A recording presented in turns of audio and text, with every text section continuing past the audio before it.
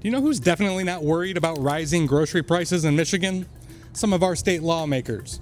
Because lobbyists keep buying their meals. We're talking steak dinners, bar tabs, and working lunches that add up fast. In fact, new reports show that lobbyists spent a record-breaking amount of cash on wining and dining Michigan officials last year. And when you look at who's getting fed the most, a pretty clear pattern starts to emerge. This is So What Michigan, where we follow the money, even when it shows up as a free lunch. Here's the deal.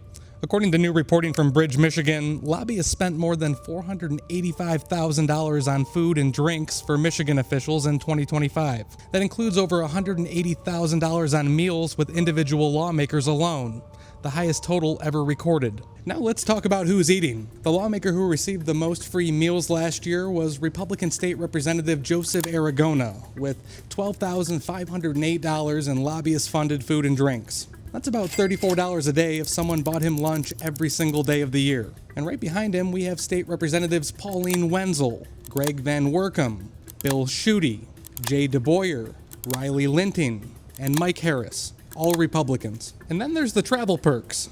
For example, the Michigan Beer and Wine Wholesalers Association reportedly paid about $9,600 for 3 lawmakers to speak at an event at a 5-star Ritz-Carlton in Turks and Caicos. Rooms there started about $1,000 a night. Aragona's trip alone cost over $4,500, marking the biggest lobbyist-funded travel expense reported by a state lawmaker in more than a decade. So what? Well, when lobbyists are spending record amounts to wine and dine our state lawmakers, it's not about generosity, it's about access.